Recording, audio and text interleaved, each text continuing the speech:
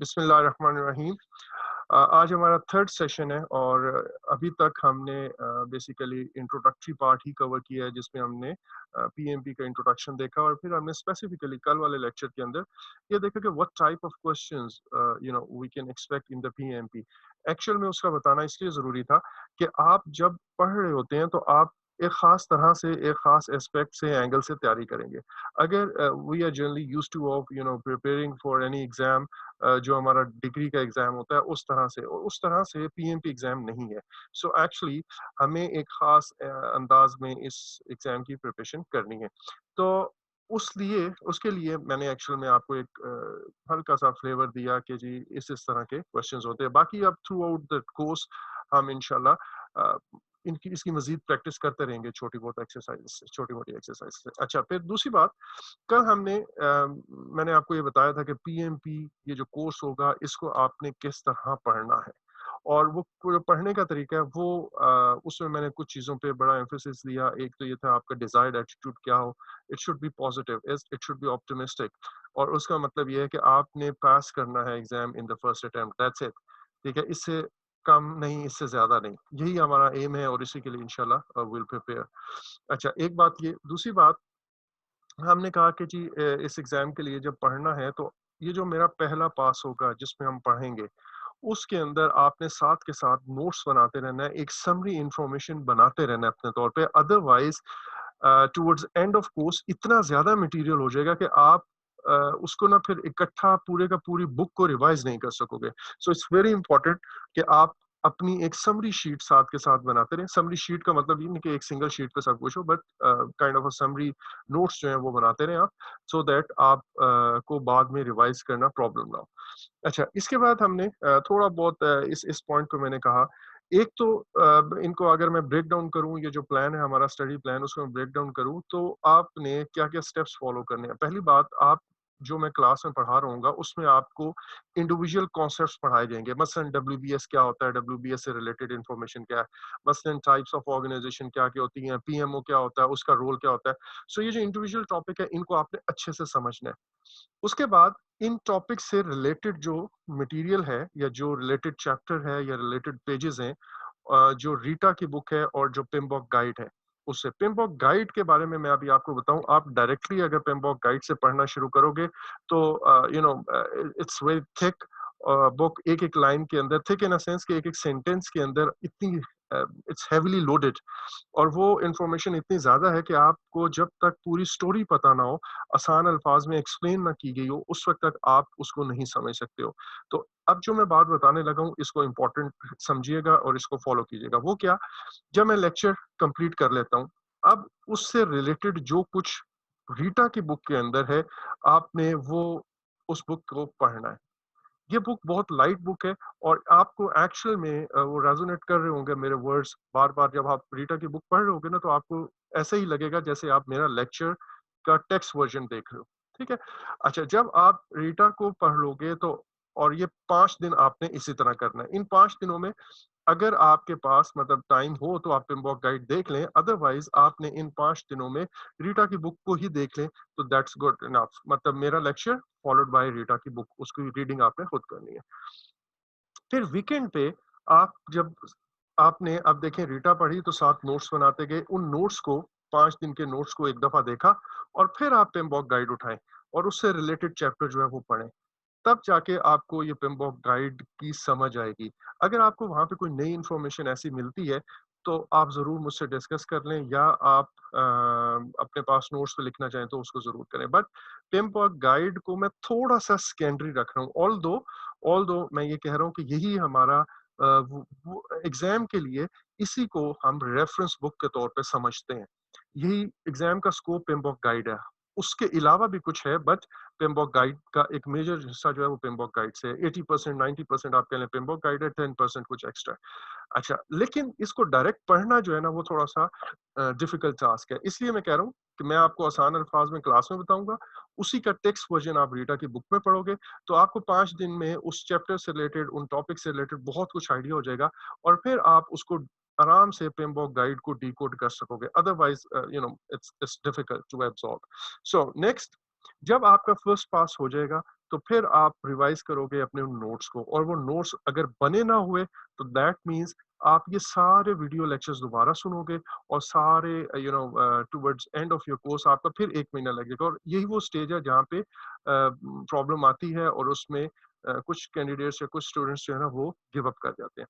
सो आप उनमें से नहीं है इंशाल्लाह, आप साथ के साथ चीजें करेंगे। इस चीज के लिए मैं आपसे एक खसूसी परमिशन भी मांग रहा हूँ, वो ये कि यू आर वर्किंग प्रोफेशनल, मुझसे ज्यादा एक्सपीरियंस, मुझसे सीनियर लोग भी होंगे। हाउएवर, मैं आपसे रिक्वेस्ट ये करूंगा कि मैं थोड़ा सा इस मामले में कह लें कि मैं आपको क्वेश्चन जरूर करूंगा कि आपने पढ़ा या नहीं पढ़ा। I keep pushing you, it's for your good. ठीक है, इसको आपने काइंडली माइंड नहीं करना कि आप बच्चों की तरह ट्रीट करें, बट ऑब्वियसली अगर मैं आपको पुश करता रहूंगा तो आप इस बहाने से कर लेंगे। अगर आपको मैं पुश नहीं करूंगा ना, तो फिर आखिर पे आपके लिए ये प्रॉब्लम होगी फिर। ठीक है, एनीवेज, बाकी ये प्रैक्टिस टेस्ट, आखिरी जो पॉइंट है ब्लू कलर में, प्रैक्टिस टेस्ट से रिलेटेड है। Will talk about this thing जब हम प्रैक्टिस टेस्ट में आएंगे। अच्छा, अब मैंने आपको कल एक चीज बात बताई थी, और वो ये बताया था कि यार आप अपने ऑर्गेनाइजेशन में अपने जो भी आप प्रोजेक्ट्स पे काम कर रहे हैं, वहां पे आप प्रोजेक्ट्स को मैनेज कर रहे होगे, और मे बी बड़ा सक्सेसफुली कर रहे हो। हाउएवर, पीएमपी एग्जाम ये नहीं कहता कि जी आपको बेस्ट मेथड क्या पता है। पीएमपी एग्जाम ये कहता है कि जो पीएमआई का वे ऑफ मैनेजिंग द प्रोजेक्ट है, आपको वो पता है या नहीं पता। जिस तरह PMI, PMI means project management institute, USA का जो इंस्टीट्यूट है, अभी थोड़ी देर में हम इसके बारे में बात करेंगे। तो जो पीएमआई का वे ऑफ मैनेजिंग प्रोजेक्ट है, आपने वो सीखना है। और आपको अगर उससे इख्तलाफ भी है, इवन देन एग्जाम का आंसर आपने उसी चीज को सामने रख के देना है, देना है जो पीएमआई ने आपको सिखाया हुआ है। अच्छा, अब दूसरी बात ये भी, मतलब इट इज क्वाइट पॉसिबल कि आपने छोटे प्रोजेक्ट्स पे काम किया हो, बड़े प्रोजेक्ट्स पे काम ना किया हो, लेकिन जो पीएमपी एग्जाम है वो ये अस्यूम करता है कि आपके पास जो वर्क एक्सपीरियंस है वो बड़े प्रोजेक्ट्स का है। सो हम कोशिश ये करेंगे कि हम जिस तरह ये जो क्या कहते हैं जो कुछ भी हम पढ़ें, उसको हम बड़े प्रोजेक्ट्स के पर्सपेक्टिव में पढ़ें, सो दैट छोटे की भी बात करेंगे बट बड़े प्रोजेक्ट का हमारा फोकस होगा। लार्ज प्रोजेक्ट्स का हमें एडवांटेज ये होगा कि उसमें पीएमआई के सारे प्रोजेक्ट मैनेजमेंट के कॉन्सेप्ट्स वो पूरे के पूरे हम उसके अंदर ट्रांसलेट हो सकते हैं। छोटे प्रोजेक्ट्स पे आप सारे के सारे प्रोजेक्ट मैनेजमेंट के कॉन्सेप्ट्स अप्लाई नहीं करते। मैं इसके बारे में आपको साथ के साथ बताऊंगा कि इस चीज का एक्चुअल मतलब क्या है। शायद इस स्टेज पे आप उसको फुली कॉम्प्रिहेंड ना कर सके। एनीवेज, लास्ट सेंटेंस अगर मैं कहूँ कि इस पीएमआई वे को आपने वेलकम करना है, उसको एक्सेप्ट करना है। उसके साथ मैंने आपको कल बताया था कि सींग नहीं फंसाने। और मैं जितना भी अगले हमारे 8 वीक्स 7 वीक्स जो भी होंगे, या 6 वीक्स 7 वीक्स, उसमें हम इंशाल्लाह इन सारे पीएमआई का जो मेथड ऑफ मैनेजिंग प्रोजेक्ट्स है, इसी पे फोकस रखेंगे। And I keep hammering this thing into your minds, so that ये आपकी एक इंस्टिक में आना ये चीज शामिल हो जाए। बट अब क्वेश्चन ये है कि जो पीएमआई का वे ऑफ मैनेजिंग प्रोजेक्ट है, ये सीखा कैसे जा सकता है? क्या हम इसको सिंपली ये बुक्स और टर्मिनोलॉजीज और processes and tools and techniques और पूरी पिम्बॉक गाइड इसको पढ़ के सीख लेंगे? ऐसा नहीं है। That is not enough. Actual में कुछ चीजें ऑब्वियसली याद रखने वाली होती हैं, but still memorising the things वो चीज काफी नहीं है। एक्चुअल में आपने जो भी कॉन्सेप्ट सीखने हैं, उसका प्रैक्टिकल वर्जन, प्रैक्टिकल एप्लीकेशन जो है वो लाजमी सीखना है। और वो मैं आपको कैसे सिखाऊंगा कि एक कॉन्सेप्ट, एक टॉपिक पढ़ाया, एक या दो टॉपिक, उसके बाद उन दो से रिलेटेड आपको एक या दो क्वेश्चन दिखा दिए, सो दैट आपको अंदाजा हो जाए कि भाई इस एंगल में हमने इस चीज को सोचना है। So that's the way we will try to learn PMI's way of managing the projects. अच्छा जी, अब ये जो बातें मैंने आपको पहले से बताई हुई है, रिकमेंडेड मेथड वही है। इंडिविजुअल टॉपिक्स को पढ़ना है, फिर वो रीडिंग करनी है, फिर नोट बनाने हैं वगैरह वगैरह, और पूरा टॉपिक जब पढ़ लें तो फिर आप उसको आखिर पे रिवाइज करेंगे। वी अभी have already covered this point earlier. अच्छा, अब मैं यहाँ पे आगे जाने से पहले एक चीज बताना चाह रहा हूँ। वो आपको एक लिंक मिसिंग यहाँ पे नजर आएगा। वो ये कि लिंक जो हमने कल वाले सेशन में मैंने एक टॉपिक स्टार्ट किया था, उसको मैंने अभी खुद स्किप कर दिया। वो था assumptions। कुछ assumptions आपने माइंड में रखनी है during this course as well as while answering the questions. जब आप एक्चुअल एग्जाम में चाहे क्वेश्चंस का आंसर दे रहे हो या प्रैक्टिस टेस्ट में, वो assumptions माइंड में रखेंगे तो आपको क्या कहते हैं, आपको अफाका होगा इंशाल्लाह, ठीक है?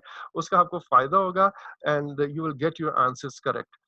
अगर उन assumptions को आप भूल जाएंगे तो आपके लिए आंसर देना मुश्किल होगा। लेकिन उन assumptions के अंदर बहुत सारी ऐसी बातें थी जो फॉर अ पर्सन जिसने पहले से प्रोजेक्ट मैनेजमेंट को एज अ सब्जेक्ट नहीं पढ़ा हुआ, वो उसको समझ नहीं सकता। इसलिए मैंने वो वाले जो टॉपिक है assumptions वाला, वो मैं like may be after 4 to 5 days में आपको बताऊंगा। जब आपको बेसिक प्रोजेक्ट मैनेजमेंट का आइडिया हो जाएगा, कुछ बेसिक टर्म्स आप सीख जाएंगे, तो फिर आपको मैं उन assumptions की तरफ ले जाऊंगा और फिर हम वो assumptions in fact through the course repeat भी करते रहेंगे। मैं आपको बार बार रेफर करता रहूंगा, यू रिमेंबर ये पार्ट मैंने फलां जगह आपको बताया था assumption में, तो यहाँ पे वो वाली assumption यहाँ पे हम यूज करें। सो वो आपके इंशाल्लाह बेसिक इंस्ट्रक्ट में वो चीज शामिल हो जाएगी। सो नाउ अगर मैं आपको मतलब वो वाला पार्ट मैंने स्किप कर दिया है। अब हम पीएमआई का जो प्रोजेक्ट मैनेजमेंट का स्टैंडर्ड है, ये स्टैंडर्ड क्या कहता है, ये है क्या भला, उसके बारे में कुछ बातें करूंगा। और जिन लोगों ने एमएस प्रोजेक्ट मैनेजमेंट भी किया हुआ है, even then I have found कि बहुत सारे लोगों को ये इस तरह से नहीं पता होता जिस तरह मैं बता रहा हूँ। एक्चुअल में ये एज सच डायरेक्टली आपके एग्जाम के से रिलेटेड नहीं है, बट स्टिल आपको थोड़ा सा बैकग्राउंड अगर पीएमआई का और उसके प्रोजेक्ट मैनेजमेंट के स्टैंडर्ड का और डिफरेंट स्टैंडर्ड्स जो पीएमआई के हैं उनका पता होगा, तो आप अपने इस प्रोजेक्ट मैनेजमेंट के नॉलेज को ओवरऑल कॉन्टेक्स्ट में समझ सकेंगे और वो आपके बहुत सारे क्वेश्चंस में ये आपको चीज हेल्प आउट करती है। So now let's start with the PMI project management standard.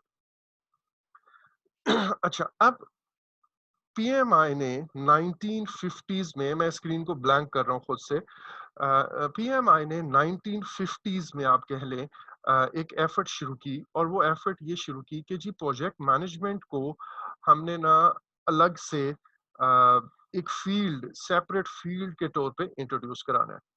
अच्छा, अब सेपरेट फील्ड होने के लिए लाजमी है कि हर फील्ड का जिस तरह कुछ स्पेसिफिक टर्मिनोलॉजीज होती हैं, तो हम इसकी भी अपनी टर्मिनोलॉजीज होनी चाहिए।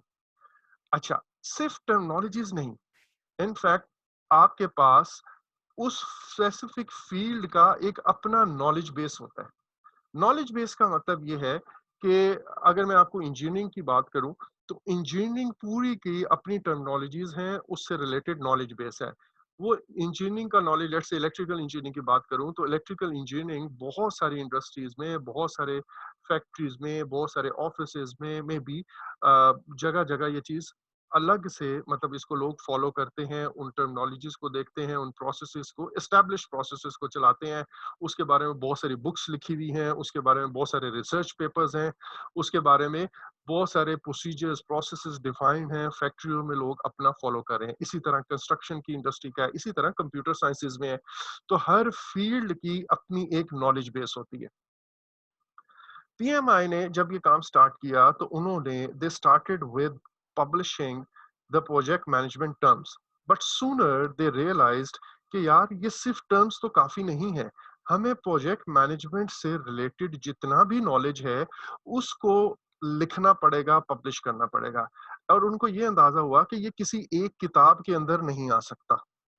सो दे कंसिडर्ड कि यार हम डिफरेंट बुक्स या पब्लिकेशंस या आप कह लें उनका कोई भी नाम दे दें आप, हम डिफरेंट स्टैंडर्ड्स बनाएं सो दैट जिसमें हम प्रोजेक्ट मैनेजमेंट से रिलेटेड जितना भी नॉलेज है उसको मैक्सिमम मतलब कवर कर दें। इसके बाद भी फिर भी कुछ नॉलेज रह जाता है, बट स्टिल हम कुछ बुक्स ऐसी बनाएं, कुछ स्टैंडर्ड्स बनाएं जो प्रोजेक्ट मैनेजमेंट के नॉलेज को कवर कर दें।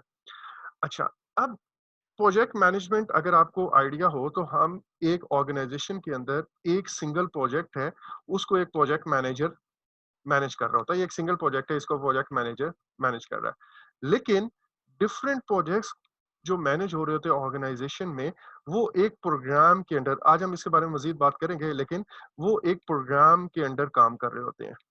और इसी तरह डिफरेंट प्रोग्राम्स मिलके और प्रोजेक्ट्स मिलके वो एक पोर्टफोलियो बना रहे होते हैं। तो एक ऑर्गेनाइजेशन के अंदर एक पोर्टफोलियो मैनेजमेंट हो रही होती है, एक प्रोग्राम लेवल पे मैनेजमेंट हो रही होती है, एक इंडिविजुअल प्रोजेक्ट लेवल पे मैनेजमेंट हो रही होती है।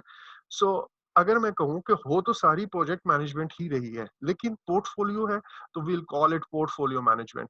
अगर प्रोग्राम लेवल पे है तो will call it program management, and अगर प्रोजेक्ट में है तो प्रोजेक्ट मैनेजमेंट।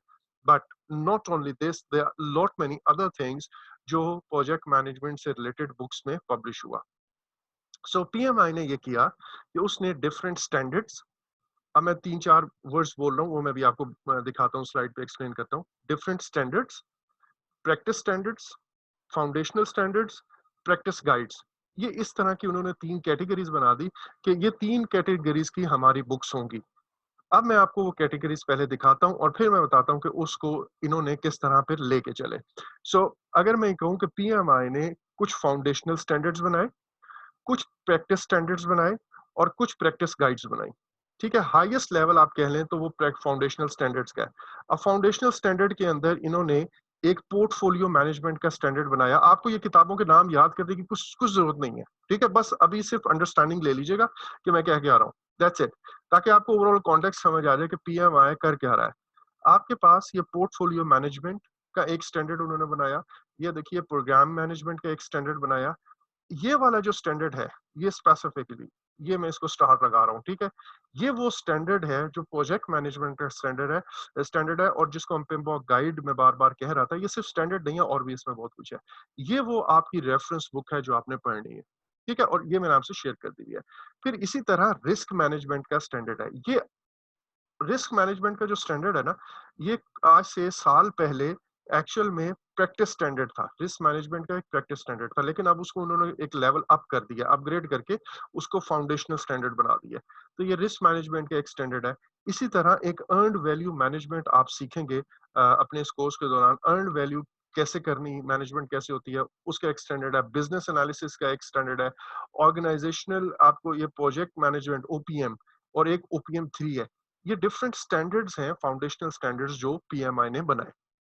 इनके नीचे फिर फर्दर छोटे लेवल पे प्रैक्टिस स्टैंडर्ड्स हैं। ये पिमबॉक गाइड है जिसके बारे में बात करेंगे। फिर उन्होंने कुछ प्रैक्टिस स्टैंडर्ड्स बनाए। अब वो क्या-क्या हैं, मैं उनको मतलब वर्क ब्रेकडाउन स्ट्रक्चर बार-बार हम बात करते हैं। शेड्यूलिंग का प्रैक्टिस स्टैंडर्ड है। एस्टिमेट करने हैं अपने प्रोजेक्ट के ऊपर, कॉस्ट एंड शेड्यूल एस्टिमेट्स कर रहे हैं तो कैसे करेंगे? एस्टिमेशन के लिए उन्होंने एक प्रैक्टिस स्टैंडर्ड या फ्रेमवर्क बना दिया, एंड सो ऑन। फिर इसी तरह उन्होंने प्रैक्टिस गाइड्स बनाई, और प्रैक्टिस गाइड्स के अंदर उससे भी छोटा बेनिफिट रियलाइजेशन है, एजाइल वाला है, ठीक है, वगैरह-वगैरह। तो ये प्रैक्टिस गाइड्स बनाई। अब ये जितने भी स्टैंडर्ड्स बने, या जितने भी practice standards, foundational standards, practice guides बनी, इसके अलावा प्रोजेक्ट मैनेजमेंट से रिलेटेड जितने भी रिसर्च पेपर्स हैं, इसके अलावा प्रोजेक्ट मैनेजमेंट से रिलेटेड जितनी भी बुक्स हैं, और इसके अलावा other published and unpublished knowledge and data about project management, ये सारे का सारा मिला के project management body of knowledge कहलाता है। यानी कि प्रोजेक्ट मैनेजमेंट के बारे में जो कुछ लिखा हुआ पढ़ा हुआ है, या जो कुछ बगैर लिखे पढ़ा हुआ है लेकिन फॉलो हो रहा है प्रोजेक्ट मैनेजमेंट की फील्ड में, वो सारा के सारा मिला के जो प्रोजेक्ट मैनेजमेंट की टोटल नॉलेज बेस है, उसको हम कहते हैं project management body of knowledge, PMBOK या पिमबॉक, जिसको मैं बार बार कह रहा था। अच्छा, अब इतने सारे स्टैंडर्ड्स हैं, इतने सारे प्रैक्टिस स्टैंडर्ड्स हैं, प्रैक्टिस गाइड्स हैं, रिसर्च पेपर्स हैं, बुक्स हैं, इतना बड़ा नॉलेज है। तो एक आम बंदा अगर अपने आप को प्रोजेक्ट मैनेजमेंट की फील्ड से इंट्रोड्यूस कराना चाहता है, तो वो कहाँ से स्टार्ट करे? उसके लिए जो स्टार्टिंग पॉइंट है, वो है वो जो प्रोजेक्ट मैनेजमेंट का स्टैंडर्ड है वो। अब जो प्रोजेक्ट मैनेजमेंट का स्टैंडर्ड है, जिसको मैं, ये वाली जो किताब है, इस किताब के अंदर प्रोजेक्ट मैनेजमेंट का स्टैंडर्ड पड़ा हुआ है। ये किताब बजाते खुद प्रोजेक्ट मैनेजमेंट का स्टैंडर्ड नहीं है। बेसिकली इस किताब के अंदर 3 पार्ट्स हैं। ये हमारी रेफरेंस बुक है, मैं इसलिए इस पे थोड़ा-सा टाइम लगाना चाह रहा हूँ। इस बुक के 3 पार्ट्स हैं, पार्ट 1, पार्ट 2 एंड पार्ट 3। मैं पार्ट 1 पे बाद में आता हूँ। इसका जो पार्ट 2 है, वो part 2 basically standard for project management है। प्रोजेक्ट मैनेजमेंट का जो स्टैंडर्ड है, वो इस जगह लिखा हुआ है, लेकिन इस स्टैंडर्ड के अंदर बहुत ज़्यादा डिटेल्स नहीं है। बड़ा ही मुख्तसर सा, कॉम्पैक्ट किस्म का, प्रिसाइज़, कॉन्साइज़ किस्म का ये स्टैंडर्ड बना हुआ है। तो एक कॉमनर से मुराद यहाँ पे ये है कि एक पर्सन जिसको प्रीवियस प्रोजेक्ट मैनेजमेंट का नॉलेज नहीं है, वो इस स्टैंडर्ड को देख के कुछ भी नहीं समझ सकता। तो इसका मतलब है एक नए बंदे के लिए, एक लेमैन को प्रोजेक्ट मैनेजमेंट से इंट्रोड्यूस कराने के लिए सबसे पहले हमें कुछ चीजें चाहिए, और वो चीजें इस स्टैंडर्ड के साथ इस बुक के अंदर फर्स्ट पार्ट में लिखी हुई हैं। और उस फर्स्ट पार्ट में कुछ गाइडलाइंस कह लें आप, वो लिखी हुई हैं।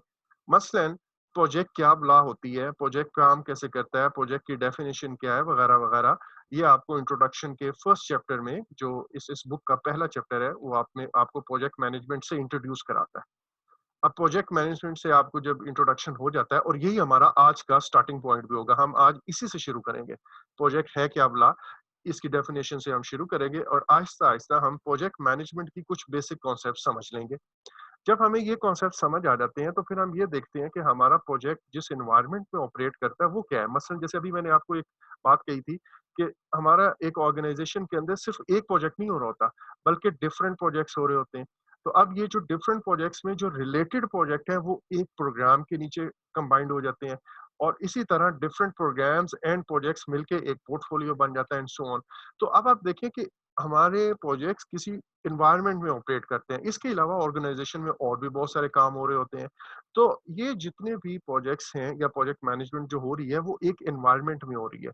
तो हम उस एनवायरनमेंट के बारे में, कि जैसे अभी मैंने बात की पोर्टफोलियो क्या है, उसके बाद ये भी आज का हमारा इंशाल्लाह टॉपिक होगा, प्रोग्राम क्या है, प्रोजेक्ट मैनेजमेंट क्या है, प्रोजेक्ट गवर्नेंस एक चीज होती है, वो क्या बला है, ऑर्गेनाइजेशनल प्रोजेक्ट मैनेजमेंट एक कॉन्सेप्ट है, ये क्या है। तो ये सारे के सारा हमें एनवायरनमेंट ऑफ द प्रोजेक्ट वो समझाता है। उसके बाद फिर हम रोल्स की तरफ आते हैं, और उसमें मेन रोल जो है वो प्रोजेक्ट मैनेजर का है। बट उस प्रोजेक्ट मैनेजर से रिलेटेड भी बहुत सारे हैं। मसलन प्रोजेक्ट मैनेजर टीम, जो प्रोजेक्ट टीम है वो क्या काम करती है, प्रोजेक्ट के जो डिफरेंट स्टेक होल्डर्स हैं वो क्या करेगा, कस्टमर जो है वो कौन होता है, प्रोजेक्ट का स्पॉन्सर कौन होता है, एंड सो ऑन। सो ये 3 चैप्टर जब आप पढ़ लेते हो, तो आपको प्रोजेक्ट मैनेजमेंट से कुछ ना कुछ, आप कह लो कि आप फेमिलियर हो जाते हो। अब आपको समझ आ रही है, अच्छा यार ये चीज़ प्रोजेक्ट है, ये चीज़ प्रोजेक्ट नहीं है।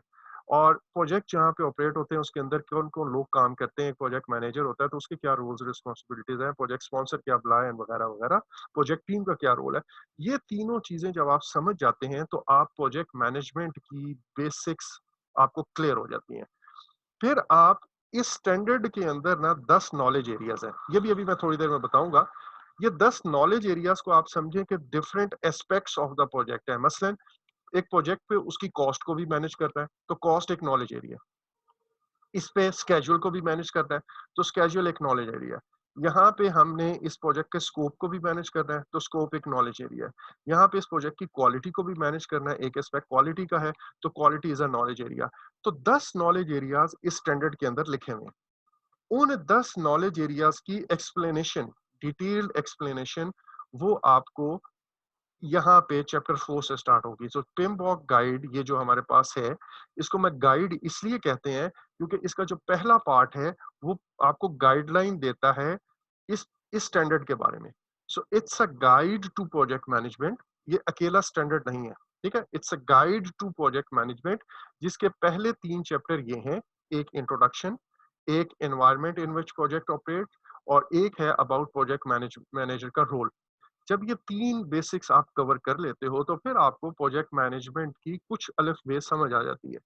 फिर हम स्पेसिफिक जो एस्पेक्ट्स ऑफ प्रोजेक्ट है, उनको पढ़ना शुरू करते हैं कि भाई मैंने कॉस्ट कैसे मैनेज करनी है, मैंने क्वालिटी कैसे मैनेज करना है, मैंने प्रोजेक्ट के ऊपर रिस्क कैसे मैनेज करना है, और उनका नाम नॉलेज एरियाज़ है। सो अब मैं अगर आपको कहूँ कि ये जो पिमबॉक गाइड है, इसका मतलब पिमबॉक गाइड कह लूँ या a guide to project management body of knowledge. अच्छा, अभी ये 10 मिनट में हमारी क्लास खत्म, मतलब सॉरी, ये सेशन जो है वो टर्मिनेट हो जाएगा, तो आप काइंडली दोबारा सेम मीटिंग आईडी और पासवर्ड यूज़ करके जॉइन कर लीजिएगा। अच्छा, सो ये हमारा फ़ोकस है, और यही हमारा इस कोर्स का भी सिलेबस है, और यही हमारा पीएमपी एग्ज़ाम का भी सिलेबस है मेनली। लेकिन जैसे मैंने कहा कि पिमबॉक गाइड के अंदर ये चीज़ें बड़ी थिक लैंग्वेज में लिखी हुई हैं, जो डिफ़िकल्ट टू डाइजेस्ट है। तो हम इसका आसान अल्फ़ाज़ में पहले चीज़ें सीखेंगे, और फिर आप पिमबॉक गाइड से रिलेटेड ये पॉइंट्स पढ़ लीजिए। सो अब अगर मैं, सर जी, जी, सॉरी, जी। मैं ये पूछना चाह रहा हूँ, आप कह रहे हैं पार्ट 1 और पार्ट 2 मतलब मेन पीएमपी एग्जाम है? पार्ट 1 ही है, मतलब पार्ट 2 जो है उसकी एक्सप्लेनेशन पार्ट 1 में लिखी हुई है ना। तो अगर मैं ओके, कहूँ कि okay, part 2 is just a summary thing, just a summary, ठीक है। ठीक है, और वो आपको नहीं समझ आएगी, मतलब इनफैक्ट इसके अंदर कुछ भी नहीं लिखा हुआ, यूं समझ ले। हुँ, वो इतना प्रिसाइज है कि एक आम बंदे को तो उसको देख के समझ नहीं आएगी। जिन लोगों ने एमएस प्रोजेक्ट मैनेजमेंट किया हुआ है तो उनको मैं ये बता देता हूँ, उसमें ना सिंपली एक दो लाइन की डेफिनेशन लिखी हुई है और वो जो inputs outputs tools and techniques का टेबल बना हुआ है, दैट्स इट। और थोड़ी बहुत ठीक है, एक्सप्लेनेशन अगर, ठीक है, लेकिन उन टूल्स एंड टेक्निक्स का मतलब क्या है, उन इनपुट्स का मतलब क्या है, वो टूल्स कैसे यूज करने हैं, उसके बारे में कुछ नहीं लिखा हुआ। और यहाँ पे ठीक ये जो है, 10 नॉलेज एरियाज हैं, वो 10 नॉलेज एरियाज के अंदर उसकी एक्सप्लेनेशन एक्चुअल में लिखी हुई है, ठीक है। So okay. हमारा हुँ, फोकस ये होगा। अगर आपने ये पढ़ लिया तो ये तो आप समझे कि मेरी एक समरी शीट वैसे ही बन जाएगी, ठीक है। तो अब मैंने ये बोला कि जी ये हमारी पिमबॉक गाइड है या आ गाइड टू प्रोजेक्ट मैनेजमेंट, और यही वो स्टार्टिंग पॉइंट है। अगर आप ये काम यहाँ से अपनी प्रोजेक्ट मैनेजमेंट की स्टडी को स्टार्ट करेंगे तो आपको प्रोजेक्ट मैनेजमेंट काफी हद तक आ जाएगी। हाँ, इसके बाद आपकी स्पेशलाइजेशन थिंग्स हैं, जैसे अगर मैं कहूँ कि यार मुझे ना रिस्क से रिलेटेड काम करना है तो भाई फिर रिस्क मैनेजमेंट का स्टैंडर्ड पढ़ ले। नहीं यार मुझे स्केजुअल जो है ना वो मैं स्केजुअल मैनेजर के तौर पे काम करना चाह रहा हूँ तो स्केजुअल मैनेजमेंट का पढ़ लें। अच्छा, एस्टिमेशन है तो आप एस्टिमेटिंग का वो स्टैंडर्ड पढ़ लें एंड सो ऑन। इसी तरह मेरा अगर बहुत ज्यादा एक्सपीरियंस प्रोजेक्ट मैनेजमेंट का हो गया है और अब मैं पीएमओ का हेड, आप में से कोई एक था गालबन पीएमओ को हेड कर रहा था, तो अगर मैं पीएमओ एक है प्रोजेक्ट मैनेजमेंट ऑफिस, अगर मैं उसको हेड कर रहा हूँ जिसके नीचे बहुत सारे प्रोजेक्ट्स काम कर रहे हैं, तो फिर मैं मे बी अपने आप को अब प्रोग्राम मैनेजमेंट की सर्टिफिकेशन की तरफ लेके जाऊंगा, ठीक है, और उसके लिए मैं प्रोग्राम मैनेजमेंट वाला जो स्टैंडर्ड है वो पढ़ूंगा। सो हमारा फोकस ये है। पार्ट 3 के अंदर जो है ना वो मिसलेनियस आइटम्स जो अपेंडिसेस, ग्लॉसरी और इंडेक्स वगैरह जो एक स्टैंडर्ड बुक के एंड पे होता है, वो चीजें हैं। बट ये हमारा इस वक्त जो कंसर्न है वो पार्ट 1 है। तो that was all about our reference book जो कि पिमबॉक गाइड है, एंड आई एम श्योर जिन लोगों ने एमएस प्रोजेक्ट मैनेजमेंट भी किया हुआ है वो भी एक्चुअल में वो इसको स्टैंडर्ड कहते हैं, पिमबॉक गाइड को वो स्टैंडर्ड कहते हैं, उसको गाइड कहते नहीं है, but it's actually a guide to project management body of knowledge which contains the standard for project management as well as its explanation, ठीक है। तो ये आपने अपने अब बिकॉज आप प्रोफेशनल लेवल पे जा रहे हो तो आपको ये बात पता होनी चाहिए। Now let's move to the next thing, और वो है knowledge areas and process groups. All दोस्त जो ये रिकॉर्डिंग देख रहे होंगे या अभी क्लास में हैं और उनको प्रोजेक्ट मैनेजमेंट का बिल्कुल नहीं पता, ये मैं आज उनको स्टार्टिंग पॉइंट दे रहा हूँ, जो प्रोजेक्ट मैनेजमेंट का पहला सबक है, आज आप वो सीख रहे हैं। अच्छा, अब आज के बाद मैं ये बात नहीं कहूंगा कि जो लोग प्रोजेक्ट मैनेजमेंट पढ़ी हुई है जिन्होंने और नहीं पढ़ी हुई, जिन्होंने पढ़ी भी हुई है मैं आई अस्यूम कि उन्हें नहीं पता, ठीक है। सो हम बिल्कुल जीरो बेसिक लेवल से स्क्रैच से चीजों को स्टार्ट कर रहे हैं। So first of all, project को मैनेज जो हम करते हैं जिसको हम प्रोजेक्ट मैनेजमेंट कहते हैं, इस प्रोजेक्ट मैनेजमेंट के काम को पिमबॉक गाइड या प्रोजेक्ट मैनेजमेंट स्टैंडर्ड, उसने इसको knowledge areas and process groups में डिवाइड किया हुआ है। यानी कि जो मेरा प्रोजेक्ट को मैनेज करने का पूरा प्रोसेस है या मेरे प्रोजेक्ट मैनेज करने का तरीका है, उसको 10 knowledge areas and 5 process groups में डिवाइड किया हुआ है पीएमआई ने। अच्छा, और वो इस बुक के अंदर भी लिखा हुआ है जो अभी हमने देखा। सो पीएमआई ने प्रोजेक्ट मैनेजमेंट को 5 process groups and 10 knowledge areas में डिवाइड किया। अब प्रोसेस ग्रुप्स क्या है और नॉलेज एरियाज क्या है, let's let's talk about that. सबसे पहले तो आप ये देखिए कि जो 5 प्रोसेस ग्रुप्स है ना, सॉरी, ओके, ये जो 5 प्रोसेस ग्रुप्स हैं इनमें पहला प्रोसेस ग्रुप है इनिशिएटिंग का। दैट मींस ये वो वक्त है जब मेरा प्रोजेक्ट इनिशिएट होता है। और प्रोजेक्ट कैसे इनिशिएट होता है, लेट्स से गवर्नमेंट ने कहा जी कि आपकी फैक्ट्री जो है वो आज के बाद तमाम फैक्ट्रीज विद इन 1 ईयर अपना कोई रिसाइकलिंग का या प्रोसेसिंग प्लांट लगाए और अपने तमाम वेस्ट जो है वो पहले प्रोसेस करके उसको तब बाहर फेंक सकते हैं, अदरवाइज नहीं कर सकते। तो आपको एक प्रोसेसिंग प्लांट लगाना है। Now this has emerged as a new project, और ये प्रोजेक्ट क्यों इमर्ज हुआ है आपके ऑर्गेनाइजेशन के अंदर, because of some legal implication, आपको गवर्नमेंट ने कहा है कि ऐसा करें, तो आपने ये कर लिया। बाज़ दफ़ा ऐसा होता है जी कि आप अपने तौर पे देखते हैं कि यार कॉम्पिटिटर फलाँ काम कर रहा है, अगर हमें उस कॉम्पिटिटर को उसने अपना सारा सिस्टम ऑटोमेटेड कर लिया और अब हम अभी तक मैनुअल में बैठे हुए हैं, तो बिज़नेस नीड ये है मार्केट में कम्पीट करने के लिए मेरे लिए लाज़मी है कि मैं अपनी सारे के सारे सिस्टम को ऑटोमेट करूँ। तो अब ये आपका एक ऑटोमेशन का प्रोजेक्ट बन जाएगा, तो आपका प्रोजेक्ट इनिशिएट होगा। इनिशिएट का मतलब ऑब्वियसली स्टार्ट करना है। तो मेरा जब प्रोजेक्ट इनिशिएट होता है, we call it as first process group. उसके बाद जब मेरा प्रोजेक्ट स्टार्ट हो जाता है, इनिशिएट हो जाता है, तो फिर मैं उस प्रोजेक्ट की प्लानिंग करता हूँ। पूरे का पूरा प्रोजेक्ट मैंने कैसे करना है, मैं उसको प्लान कर लूँगा। और जब मैं प्लान कर लेता हूँ, तो फिर मैं एग्ज़ीक्यूशन के स्टेप पे जाता हूँ और वहाँ पे मैं अपने प्रोजेक्ट को एग्ज़ीक्यूट करना शुरू करूँगा। और फिर मैं एक ये दरमियान वाला भी छोड़ रहा हूँ और फिर मैं जब मेरा प्रोजेक्ट कंप्लीट हो जाएगा, मैं अपने प्रोजेक्ट को क्लोज़ कर दूँगा। प्लस प्रोजेक्ट क्लोज़ आउट कह लें, प्रोजेक्ट क्लोज़र कह लें, यहाँ पे मेरा प्रोजेक्ट कंप्लीट हो जाएगा। और उसके बाद मेरा प्रोजेक्ट हैंडओवर हो जाएगा, जो भी यूज़र डिपार्टमेंट है उसको।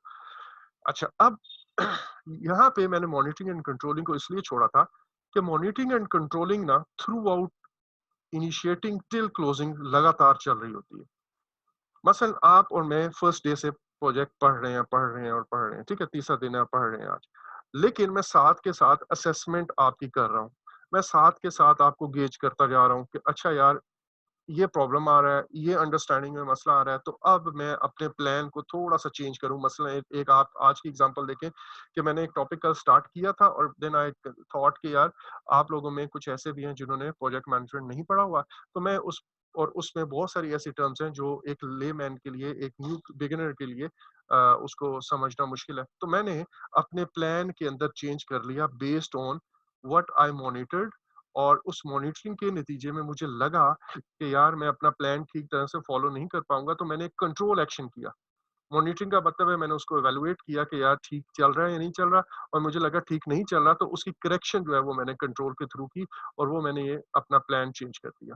सो बेसिकली प्लानिंग के वक़्त को भी मॉनिटर एंड कंट्रोल किया जाता है, एग्जीक्यूटिंग को भी किया जाता है एंड क्लोजिंग को भी किया जाता है।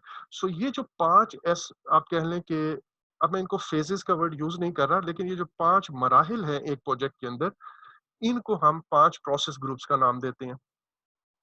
ये बात अगर समझ आ गई है तो फिर मैं आगे चलता हूँ। क्लियर है? Okay, yes sir. चलें, यस सर। चलें। सो पीएमआई के ने अब पूरी की पूरी प्रोजेक्ट मैनेजमेंट को 5 स्टेप्स में या 5 प्रोसेस ग्रुप्स में डिवाइड कर दिया। अब बात आती है नॉलेज एरियाज़ क्या हैं? नॉलेज एरियाज़ बेसिकली वो एस्पेक्ट्स ऑफ प्रोजेक्ट हैं जो हमने इस प्रोजेक्ट के अंदर मैनेज करने हैं। जैसे अभी थोड़ी देर पहले मैंने कहा था कि मैं पहले वाला जो नॉलेज एरिया ना उसको बस नाम शो करके आगे चल रहा हूँ, फिर मैं उसको सम अप करता हूँ। उसको हम प्रोजेक्ट इंटीग्रेशन कहते हैं, इंटीग्रेशन मैनेजमेंट। ठीक है, प्रोजेक्ट का वर्ड तो साथ लगा होगा और मैनेजमेंट का भी। बेसिकली हम इंटीग्रेट करते हैं, नीचे वाले जितने भी नॉलेज एरियाज हैं उनको यहाँ पे इंटीग्रेट करते हैं। प्रोजेक्ट मैनेजर जो है वो इस वाले नॉलेज एरिया में ऑपरेट करता है। अभी ये बात समझ नहीं आएगी, थोड़ी देर में मैं आपको एक्सप्लेन करता हूँ। अच्छा, फिर प्रोजेक्ट स्कोप मैनेजमेंट है। दैट मीन्स मुझे अपना एक घर बनाना है, तो घर में कितने मुझे फ्लोर बनाने हैं, उसके अंदर इलेक्ट्रिकल का काम भी शामिल है या नहीं शामिल, उसके अंदर प्लम्बिंग का काम भी शामिल है या नहीं शामिल, वो आपके स्कोप में है। बाज़ दफ़ा इस तरह होता है, वो कहता है अच्छा लैंड एक्विजिशन इसमें शामिल है। वो कहेंगे नहीं सर, लैंड हम आपको देंगे, आपने उसके ऊपर सिर्फ कंस्ट्रक्ट करना है। तो लैंड एक्विजिशन मेरे प्रोजेक्ट के अंदर शामिल नहीं है। लेकिन अगर मुझे रोड कंस्ट्रक्ट करना हो सकता है लैंड एक्विजिशन मेरे प्रोजेक्ट का पार्ट हो।